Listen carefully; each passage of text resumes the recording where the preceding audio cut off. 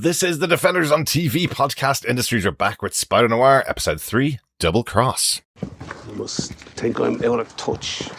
Money, power, not a lot of it going around right now, yet here you are in a castle tower. That's a testament to what you've built. Must be nice, not having to look over your shoulder. So unconcerned with your possessions, because you have so little. You'd be surprised at how much people will fight for what little they have. Do you know what entropy is, Reilly? The universe trends to disorder. Can't help itself. All you can do is fight to keep the chaos from your door. But like I said, you're lucky. You don't have anything anyone wants to take.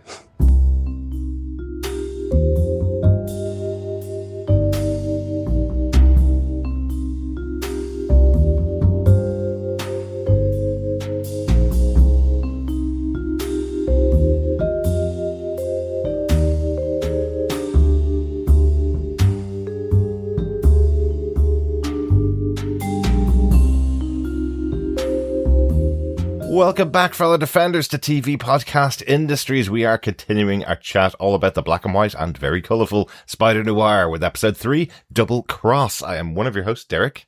Le Arachnids Noir, come on in. Welcome back, fellow Defenders. I'm one of your other hosts, John. We're going to keep that going for this week as well, are we? Why not? Absolutely. We already talked about it being Blackadder, so I have nothing else to say. No, I think we should move on into our public service announcements before we get into our spoiler-filled discussion of this third episode of Spider-Noir. Absolutely, yes. We're covering 2 episodes per week of Spider-Noir. We want to hear your thoughts on every episode as we go, so you can send them in to us to feedback at tvpodcastindustries.com or join us over in our Facebook group at facebook.com/groups/tvpodcastindustries. You can also join us on our Discord, the details of which are in the show notes right here, or you can find us by just looking for TV Podcast Industries, and you can share your thoughts on each of the episodes as we go. You can subscribe as well, fellow Defenders, over on tvpodcastindustries.com on any good or evil podcast catcher of your choice. Mm-hmm. So please share the podcast, because sharing the podcast is, of course, sharing the love. I wonder, should it be thwipping or swinging podcast, since we're kind of in the 30s, 20s, 30s kind of timeline? Maybe, I guess so. Swinging 30s. Well, I thought you were meaning because sharing the podcast is, of course, whipping the podcast. No, that'd be good, though. I like it. But no. Let's get into the details for this third episode of Spider-Noir, John. Indeed. Derek, who gave us what, where, when, how, and why? Well, the showrunner of the show is Oren Uziel, as we mentioned last time. The episode here was written by Megan Liao and Steve Lightfoot. Megan Liao, this is her first writing credit. She's a staff writer on all 8 episodes of the show, but we have mentioned Steve Lightfoot many, many times, and particularly here on TV Podcast Industries, because the first show we ever covered on this podcast was with John and the wonderful Irene, covering Hannibal season 3, and Steve Lightfoot was the co-showrunner over there, as an executive producer on Hannibal, and wrote almost every single episode of that very season, yes, John, which is kind of cool, isn't it? Yeah, I loved covering Hannibal. It was just such a shame I didn't cover it for seasons 1 and 2. I know. And it was a great show with yourself and Irene covering it as well. I liked it so much I eventually joined for the last couple of episodes because it was so good. Exactly. But also Steve Lightfoot, we know him as the showrunner for the significantly better Netflix Punisher TV show as well. Indeed. The showrunner for those 2 full seasons. I kind of wish he'd come back for that one-off special that they did this year, even though the person responsible for that, as well as John Bernthal, the showrunner for that, also had great credentials. Oh, absolutely. So, yeah. Look, I think it's better. It could have been better. I think it is better not to dwell on the past. Let's not. But this episode was directed by Nzingha Stewart, who also directs the next episode of the show. She's directing absolutely loads at the moment, including the Burbs TV show, and directed the first 2 episodes of James Patterson's Cross on Prime Video. It's on to the 2nd season of that show. I think we just watched the first couple of episodes of that a couple of months ago. I love James Patterson's Alex Cross. The books were really, really good, so we sat down to watch that a couple of weeks ago. Really great opening, so some good credentials there from Nzingha Stewart as well. Yeah, absolutely loved checking out Cross on Prime Video, and need to kind of get back looking at that because we just kind of stopped watching it for no real reason. The real just because reason. stuff came up. Exactly. Yeah, exactly. Everybody knows the real reason. If you listen to TV podcast industries, we were covering about 6 shows all at the same time, or at least 6 episodes a week for a while. So yes, let's continue on with our chat about this episode for this week, Spider-Noir, episode 3, Double Cross. John, do you want to give them your synopsis for this episode? Sure. Ben Reilly is hired by Silvermane to find who leaked his liquor transfer. Ben's first port of call is to the hospital to investigate the officers injured in the sting operation. He finds out that the information came directly from Mayor Morris. Meanwhile, Robbie Robertson goes to question Lonnie Lincoln about his connection to Flint, Marko and Jimmy Addison, but their poor neighborhood is raided also under orders from Mayor Morris. In order to protect the people of the neighborhood, Flint, Marko and Lonnie Lincoln use their powers against the cops. Robbie takes photos of the police attack and the powered individual. He tries to sell the story to his former editor, Howard Walters, at the Daily Bugle. He buys the story, but has it rewritten to be sympathetic to the police instead of what are now dubbed monsters. As they continue their investigation, Janet discovers Addison, Lincoln, and Marko were former prisoners of war, and Ben also finds out Carmody lied about being Kat's husband to gather evidence on the mayor, and what he thought was his mistress, Kat Hardy. Ben realizes it must have been Kat that hired Addison to burn down Silvermane's mansion, as she also set up the meeting with the mayor. Flint Marko briefly considers escaping to live a new life with Kat Hardy, but abandons the idea due to his symptoms worsening further. Kat still tries to leave, but Ben confronts her at Penn Station before Winston captures them.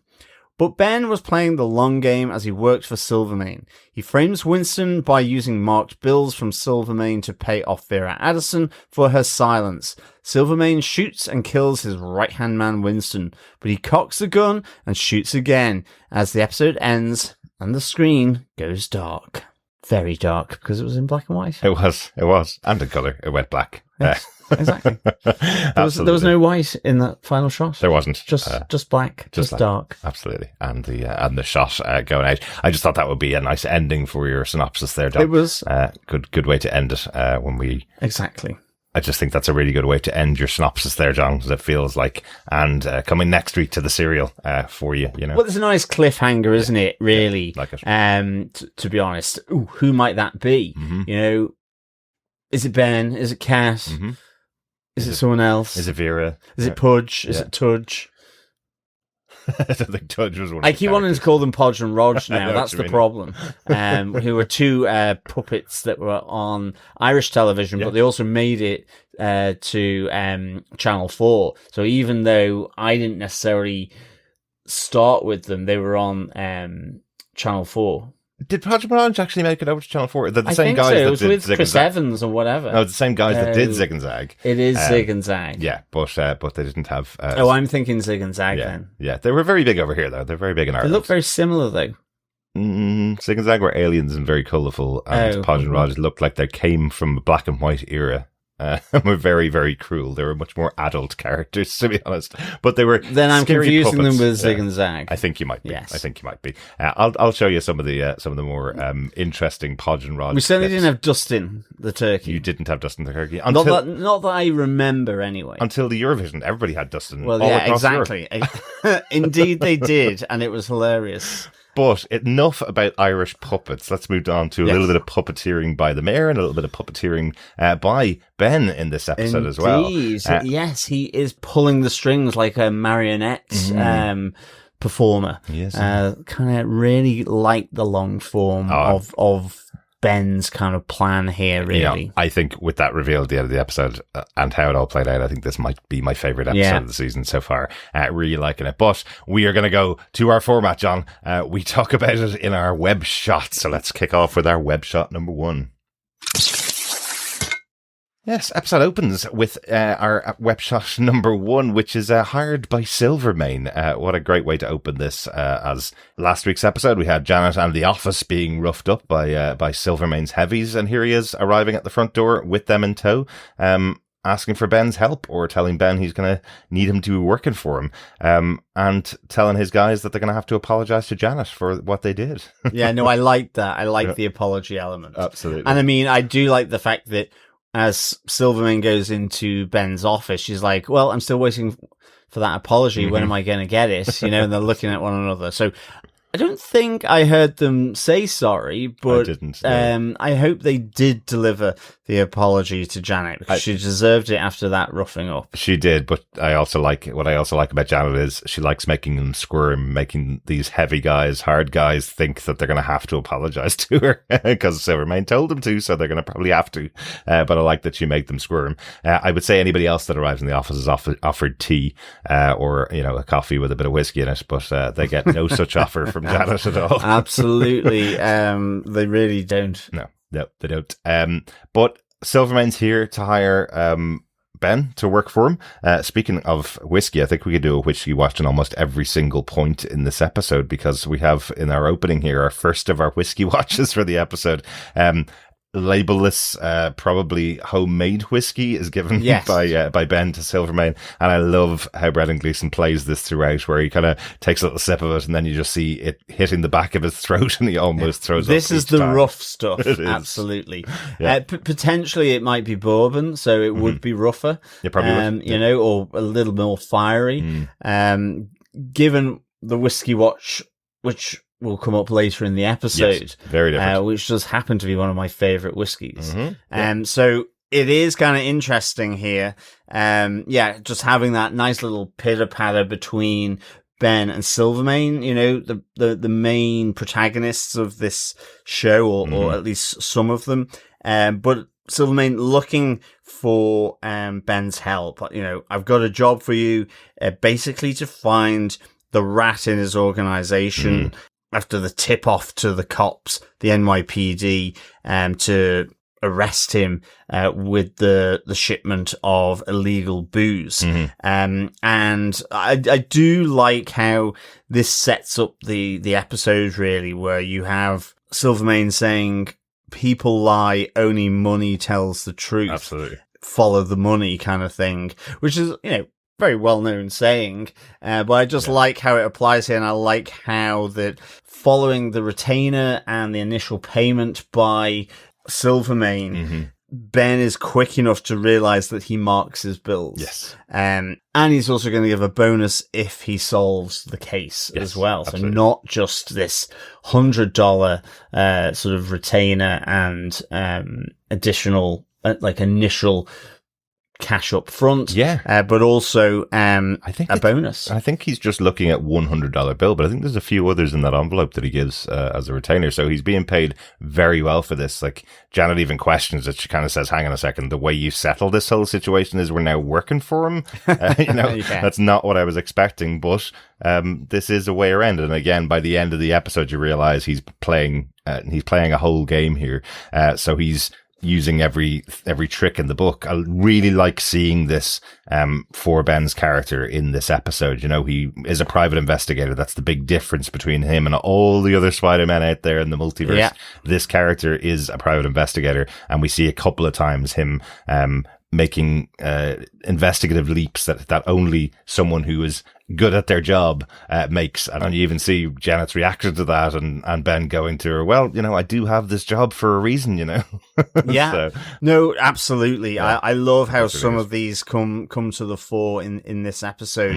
I think the other interesting little thing here is we have Silvermane arriving and saying, Finn Byrne, actually giving his real name here. Yeah. So Finbar Byrne, which is kind of interesting, because I wondered what he was saying initially, and then I was like, oh no, that's actually his name. Yeah. That's Finbar Byrne. So good to get his real name, not just his street name. Well, exactly. Or boss name. He's not really called Silvermane.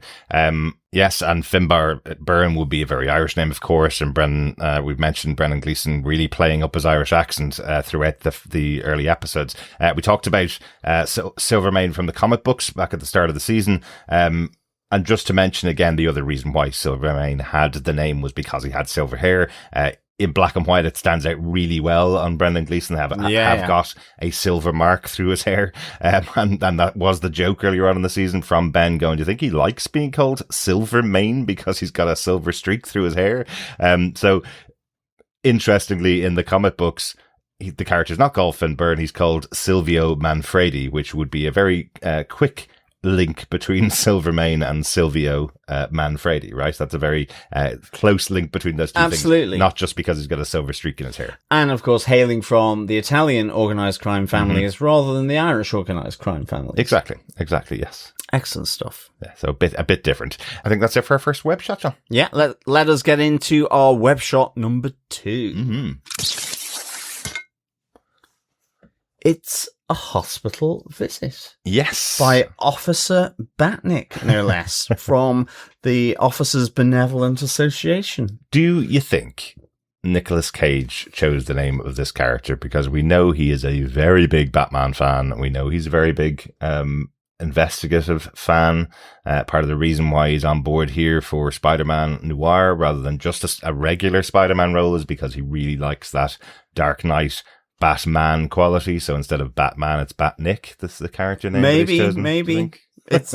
You do wonder, but it's a nice little kind of montage here that happens. Yeah. In the hospital. It could, of course, just be a play on Beatnik. It could be. Yeah. I mean, but I like how it kind of comes in, plays nice and fanciful with the non-nurse effectively, and is like finds out that it's Patrolman Jones is the first person, so it's kind of starting at the base of the triangle. Yeah.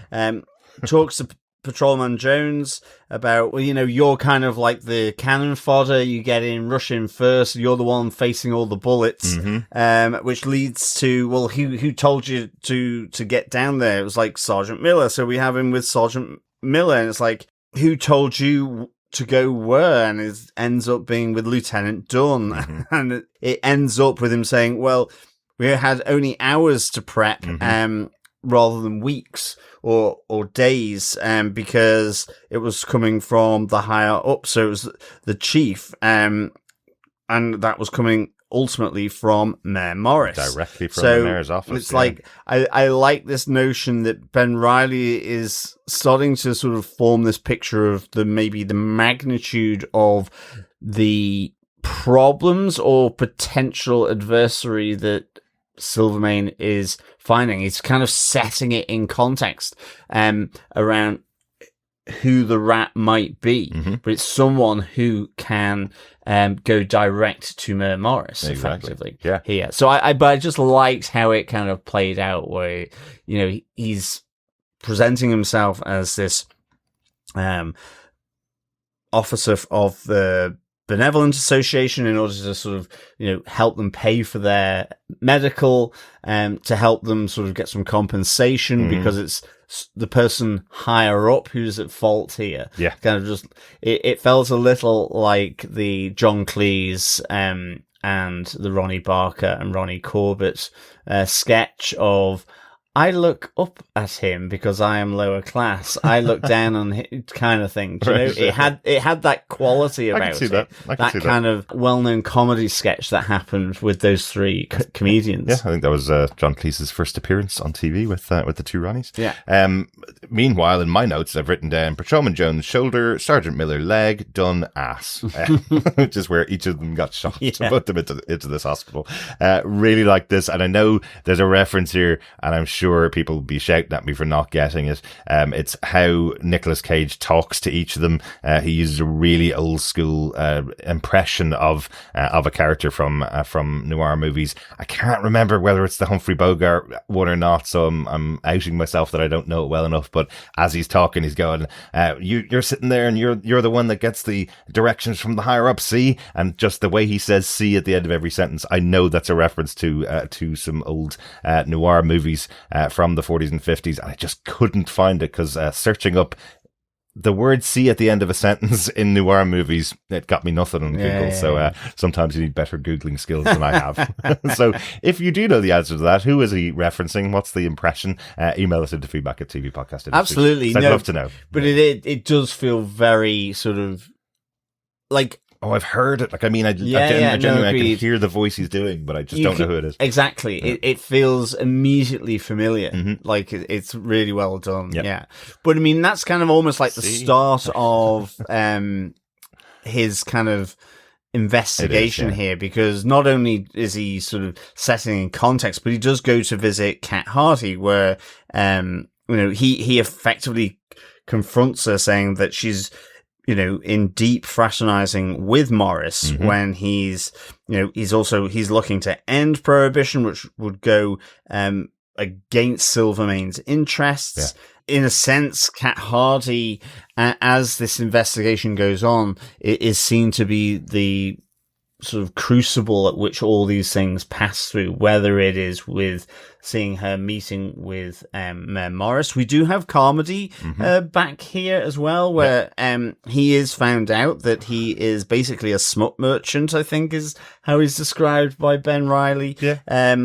But it basically says, I got a tip off that Mayor Morris was meeting with a lady, a club singer, during an election year. It would be, good money making. Yeah. So he was going to take the photos and sell them to the highest bidder. So not the woman's husband at all. And it's all kind of this little crucible around Kat Hardy coming from a few things here. Absolutely. And again, confirming what both Ben and Janet thought when Carmody had arrived at the office in that first episode. Who the hell is this guy? There's no way he's married to someone as gorgeous as Kat. But I do love another great Nicolas Cage moment when he's talking to the drunk guy on the side of the street, trying to find out where Carmody is, and the description of him that he gives. There's no way you could possibly connect it to any human being.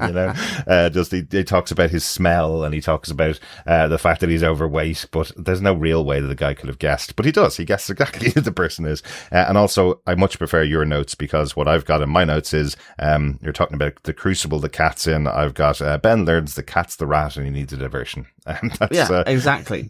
Cat is the rat, John. Technically, Cat is the rat, yes. Or crucible, I guess. Much better. I just thought I'd say it that way. But I think mainly because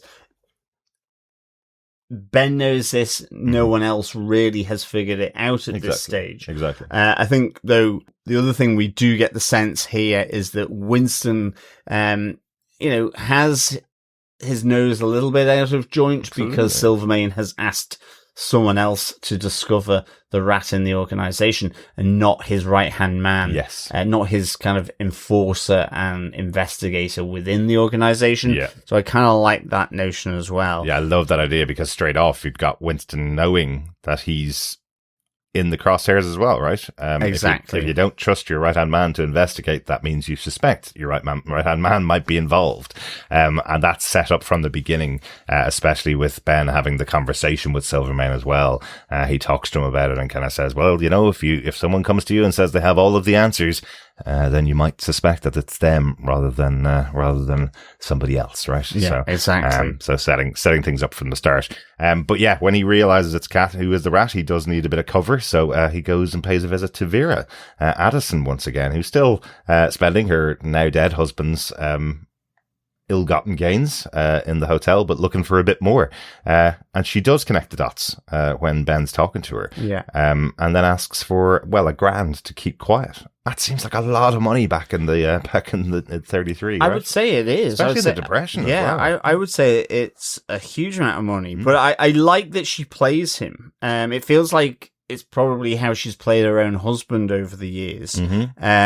Because Ben effectively tells her to leave town because she's connected the dots, because he then tells her that it's Kat. Much, yeah. If it helps, she says, well, why don't I just tell Silvermane? I can go to him and tell Silvermane. Yeah. So I kind of like that she plays this little game with him, and he then offers the $1,000. Yep.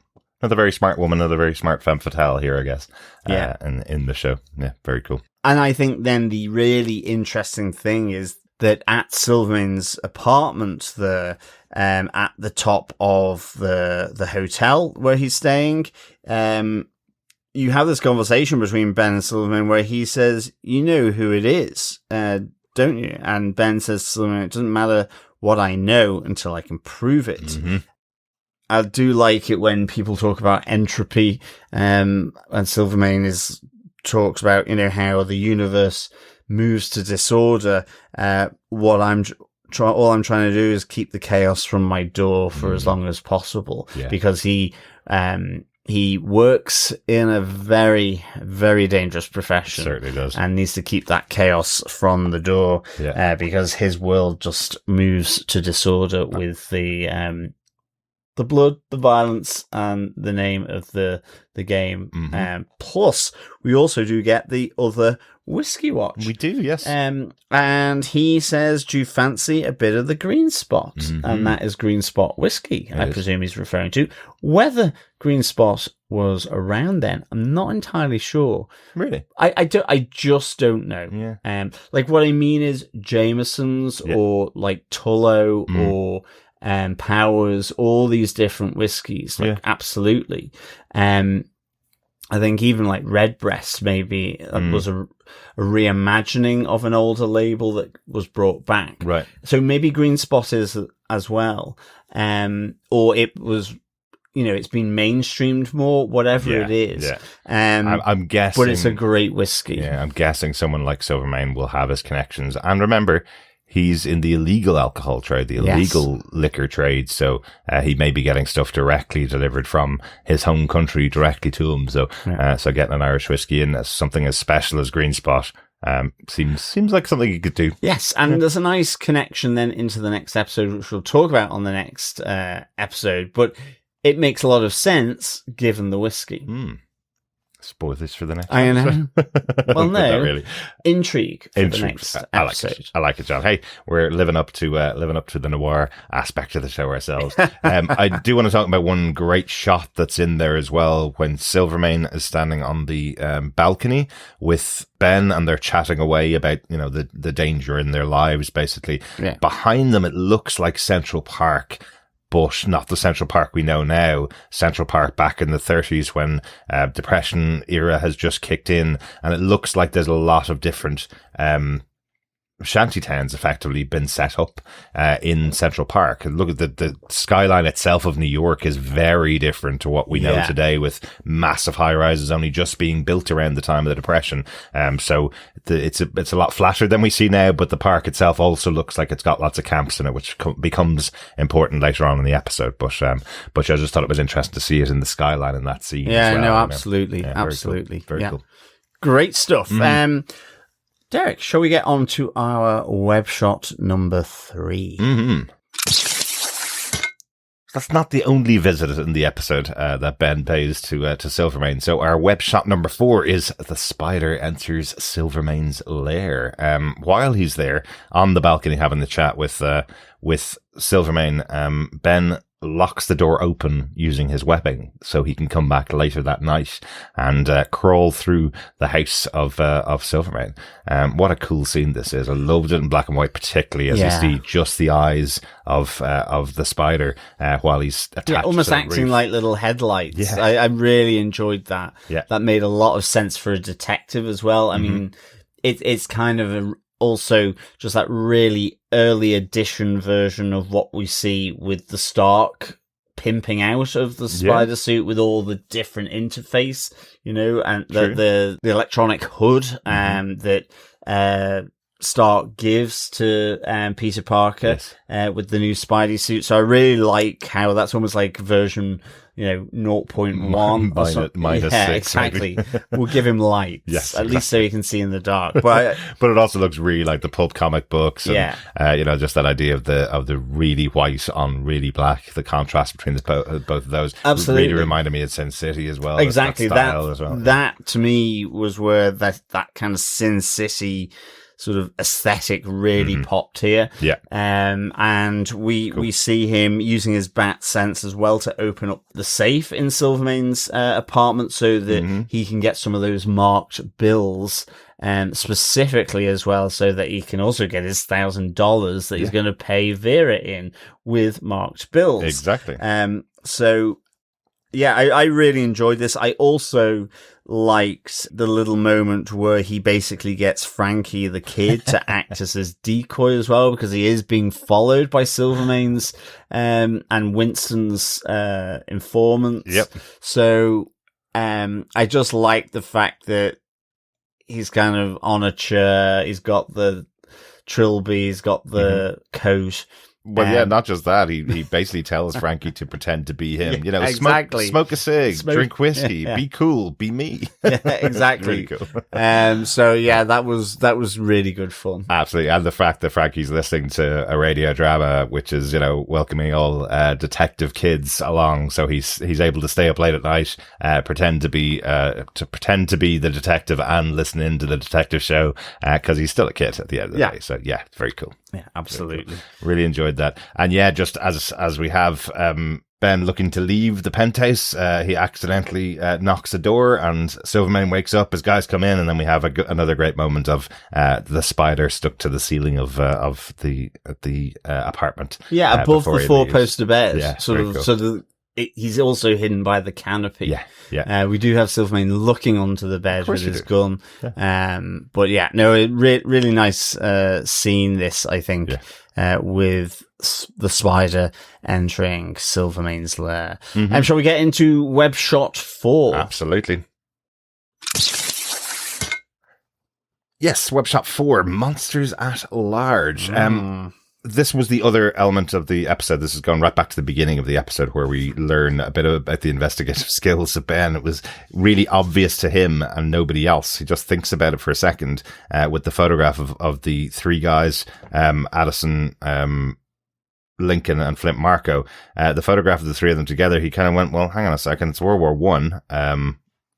These three men couldn't possibly have been in the same company because of segregation at the time. Yeah. They definitely wouldn't have been together. So he realizes that the only reason why these guys could be together is because maybe they're POWs, right? So, absolutely. Being prisoners of war. Yeah. So, that was a nice little moment where him and, Janet and Robbie are sort of looking at this photo.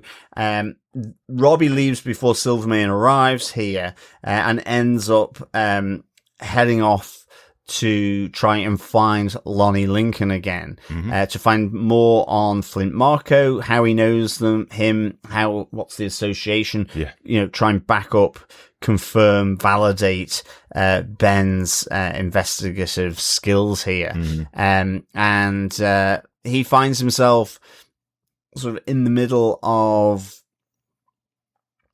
a police raid on the kind of illegal camps or slums that have built up in New York during the Depression, and which have been cleared by the cops from on high. Again, another order of Mayor Morris. Maybe because he knows Silvermane is recruiting people from here, or that he is also looking for Flint or Addison or even Lonnie. So we have Robbie coming in to investigate, but this is where we see that Lonnie Lincoln also has superpowers. Yes, we do. So I didn't catch it at first glance. Lonnie Lincoln is a character kind of known in the comic books, kind of well known in the comic books. He's usually referred to by the name Tombstone, but he was also in the Friendly Neighborhood Spider-Man, that animated series that we watched last year. I think the second season of that's coming up soon. And the character is called Lonnie Lincoln in that show, so I should have guessed who he was the second we saw his name, but I just don't know the character well enough. But he's been in the Spider-Man video game, he's been in that animated series and loads of other animated shows over the years, so I definitely should have recognized who Tombstone or Lonnie Lincoln was. But I do love that we have the back-to-back team up of the two of these guys, Lincoln and Marko, as they both expose their powers to the world effectively under the watchful photographic gaze of Robbie as he's taking the photographs of the police coming in to beat them all. I like the camera work there of Robbie taking the pictures, also having to step out from a few police truncheons as well, because they're going after everyone here. So yeah, the focus becomes about Lonnie and Flint, because that's where the main attack or defense of this camp is coming from. Yeah. But equally, there is Robbie Robertson, who is a black man in this camp, probably for game for the cops in this era as well. Absolutely. And like he's shouting, going, no, I'm a reporter, and they don't care, given how recently the World War would have happened, him claiming that he's a reporter in this zone, taking photographs from the newspaper, as recently as World War One, if you say that, you're treated in a very different way than people who are participating in a riot, aren't you? You're usually taken off to the side as a reporter, right? But here he's about to get attacked. If it wasn't for a body being thrown across the whole area, one of the cops being thrown across the whole area by Lonnie, he would have been beaten with a truncheon, Yeah. But that's not where it ends for him. He takes all the photographs, he writes up the story, and he goes back to his old job at the Bugle. I think we'd speculated in episode 2 that he used to work for the Bugle, as he does in regular comic book stories. And here he talks to editor Walters, the guy he used to work for in the past, and tries to sell him this story, something brand new. In the past, he used to be able to sell the stories of the Spider, and everybody loved it. It sold the papers off the shelves. And here he has photographs of 2 brand new supers, who are protecting people in these Hoovervilles, that they're called, the slums that have been established in New York. He's got all the photographs. He's got all the story here. He sells it to Walters. Walters seems really interested in it, but when he tries to push him a little bit about maybe he gets his old desk back or his old job back so he can do even more stories like this, Walters seems very non-committal of that, doesn't he? Absolutely. It suddenly feels like a segregation or a race issue again here. Yeah. I like how this show it is absolutely pulling on these points, that it's not just doing kind of the Depression or, the 20s, 30s from, a white person's point of view, because there was the diversity even back then, and so I kind of like this. I think, you really get the sense that Robbie really wasn't kept on after the Spider finished, or was fired, or was just let go because effectively he was black. And it's even, there's just this nice touch where Walters kind of just says, close the door on the way out, and Robbie just leaves it open. And again, there's just kind of a sense here that maybe Robbie didn't hear him, or whether he was just making his point. Oh, no, Robbie definitely heard him. He asks him, what did you say you wanted? And he said closed, and Robbie leaves it open as he walks out the door. There's been some major problem with these guys, and probably stems back to what happened after the Spider hung up his mask, but also there feels like there's an underlying tension there, purely from the race of Robbie as well. So again, glad they're not avoiding that, and they're actually talking about it in the show as well. So I'm sure we'll see more of that. I think exactly. And just coming back to Hooverville, the name of the camp that is raided by the cops. So at the time, I think the president was Herbert Hoover. So during the onset of the Depression, famously the Hoover Dam is named after Herbert Hoover as well. The big dam there on the Colorado River. Nice little touch. Yeah, a vacuum cleaner's named after him as well. Possibly. I suspect not. I suspect that could be from another person called Hoover. J. Edgar Hoover? No, not him either. Okay, right. I'm sure we'll find out at some point. Very good. Yes, it's just a really nice touch that they're calling them these Hoovervilles, that which would be correct for the time as well. But the story is bought by Walters, Robbie's story, and then when he reads it in the newspaper, they've changed all the words. They've rewritten everything that he'd written to be much more favorable to the cops. I think the headline is "Monsters Among Us," something like that. And the whole story is about the police going in to help out all of the impoverished citizens from the attack by these 2 supervillains. Effectively, yeah, absolutely. And I think there's 2 things from this. Is not only do we see that Robbie's article has been completely changed by Walters, again, another sign of disrespect from him, but also we have the mayor wanting to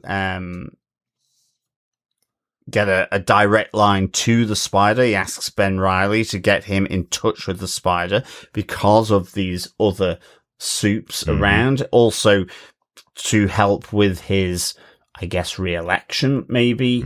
But also the notion of monsters, I think the interesting kind of little flip on that happens here as well is we do have Cat and Flint coming back together here for a very brief moment. But and for me, this was like this really typical. It's the love story, yes, the tragic love story between the two. It starts off in this moment, in the scene, as hopeful, I don't care, leave with me, go pack a bag, and he's all going to do it. He wants to do it, and then he starts to turn into sand again on his fists as he holds her. His condition seems to possibly be getting worse, but that's when he says, no, it's a fantasy that I could have this life, that I could have you. It felt very Gone with the Wind in terms of the way it was done. It was a really nice little moment, but ultimately... frankly... Cat, he did give it down. Yes, well, exactly. But just this notion that Cat and Flint, it is a tragic love story here for the two of them because of his condition. Absolutely. There's always been something in the Spider-Man kind of mythos in the comic books and in the villain creation that when they get created, usually by an experiment gone wrong, that it affects their brain chemistry as well. It's always been something in much more in, I think anyway, in the Spider villains, so we kind of see that a little bit here with Flint, that, as he's changing and realizing that he can't just be a man, he's going to turn into sand. He seems to get more angry and a bit more aggressive as well. It's like he's not in his right mind when he's transforming into the Sandman. Yeah. And we saw that with the other Flint Marko that we saw in the Spider-Man movies, the Tobey Maguire ones. Their version of Sandman seems to be quite similar and very focused on one thing and not willing to listen to what anybody else's opinion is. It always seems to be that his mind seems to be a little bit broken by what's happened to him. Yeah, definitely. So I like that they've kind of kept that thread there. Hey, it's Spider-Man. They got to keep the threads going, right? Yeah. Shall we keep our web shot threads going with web shot number 5? Yes, our final web shot. The rat gets it. Or does he? Or does she? Yes, the complex plan that Ben has been weaving finally kind of comes through and works. So we have Ben going to the Penn Station where he sees Kat's there and trying to talk her out of leaving the city and finding out what's happening with her. But Winston finds the two of them together and brings them along with him to meet Silvermane and finally meet their end, as he thinks anyway. There's a great moment in this as well, the car conversation that they have with Winston in the front and Ben and Kat in the back, where it's all being conducted with the mirror on the screen. It just looks so cool. It's a really awesome shot. I love it, just because of how it's all framed together. But when they arrive at Silvermane's, Ben kind of reiterates what he says about what he had said about the man with all the answers may be the one responsible.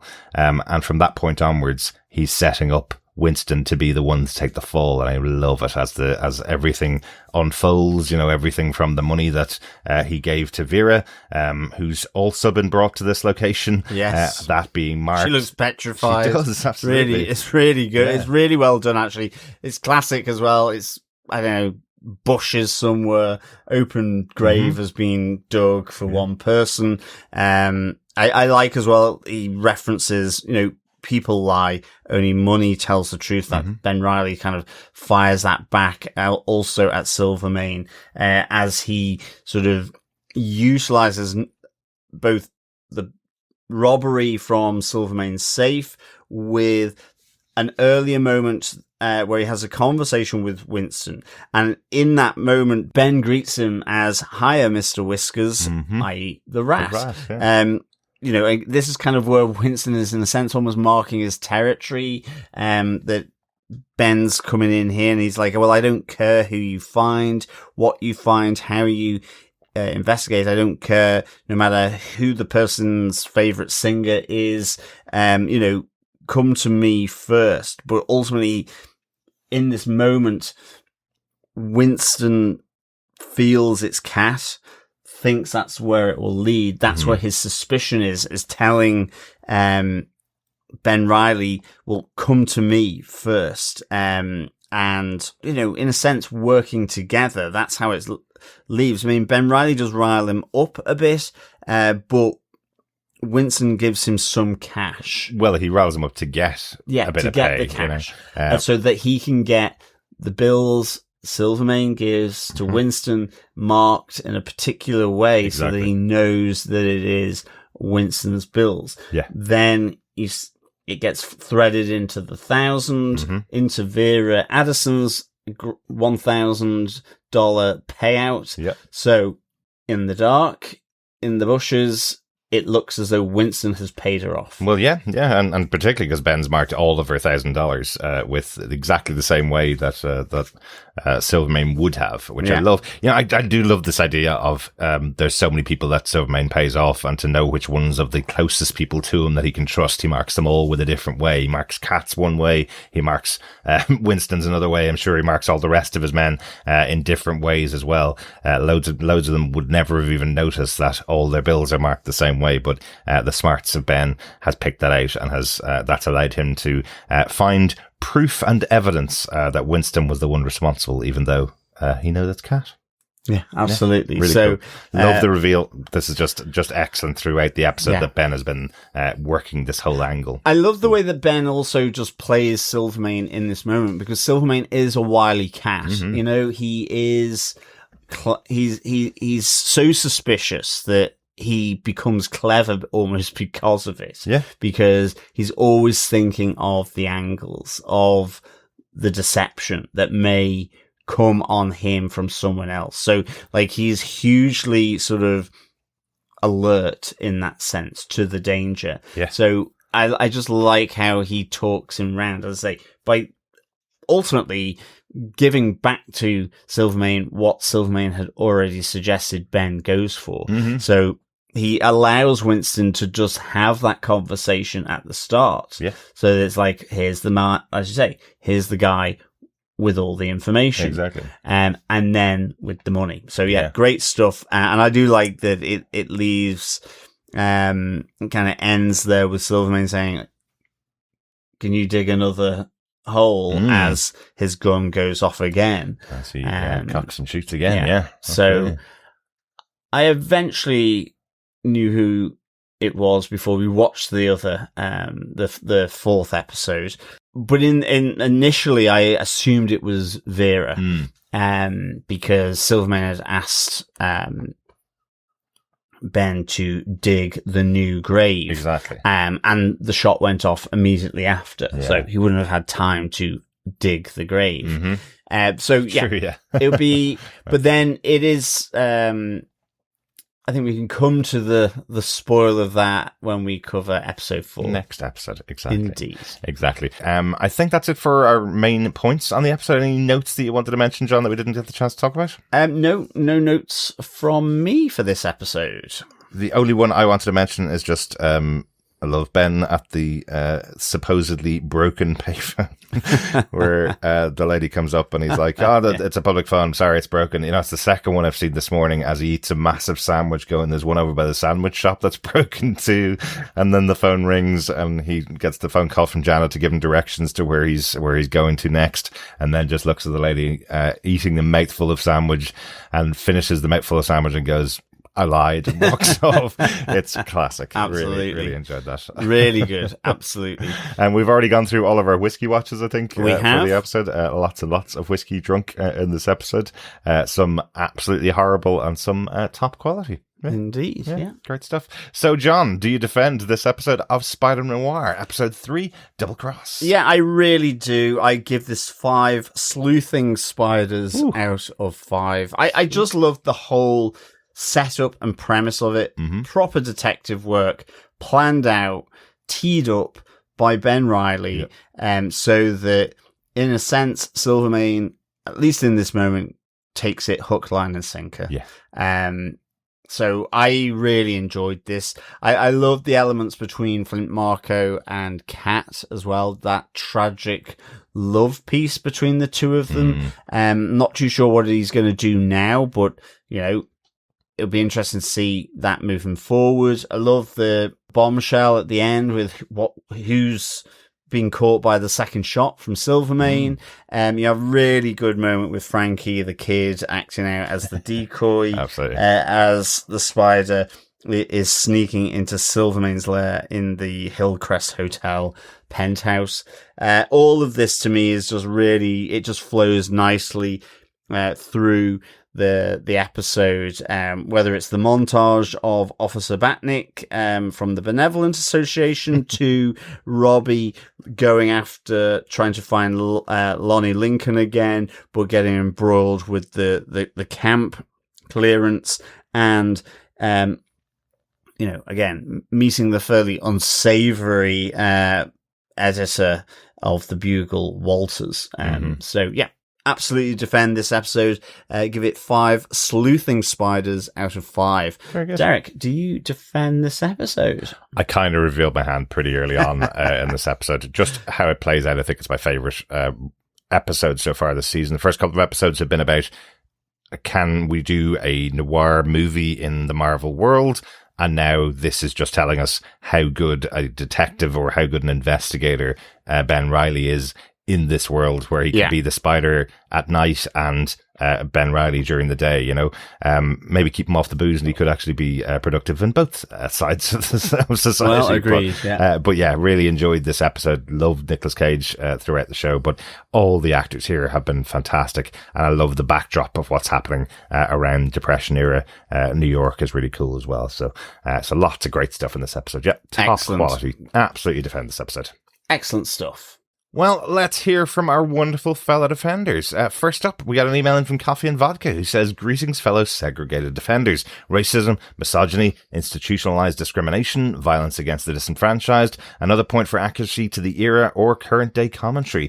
This title, theme, Lonnie Lincoln, tight story, continued world building, plot twists, reveals, and a last second cliffhanger from doubtful project to one of the best streaming features this year. Completely immersive. The fight scene, interchange between Ben and the kid, Flint and Kat's near reunion. It's hard to pick out a singular best scene or moment, but episode MVP has to be Richard Robichaud's Howard Walters, editor-in-chief, as the only villainous presence who completely raised my ire. So far, so good. 5 rock gut grimaces, laid up dockside cops, and shantytown shakedowns out of 5. Peace and take care. Coffee and Vodka."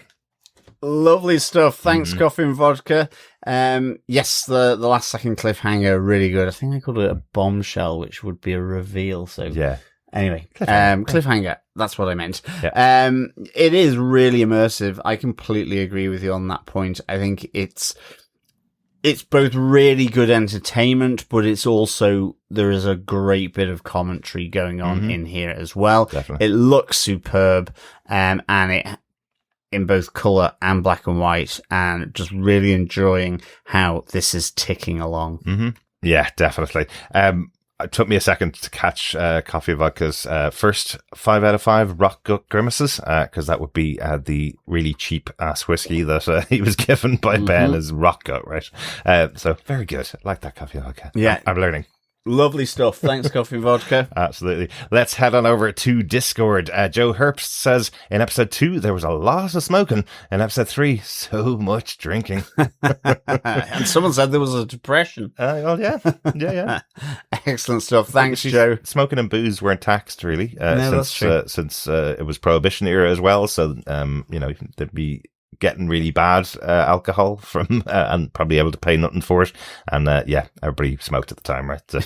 Yeah, exactly. Excellent stuff. Also on Discord, Dr. Bob says, "So being around a spider or his alter ego is clearly bad for your health.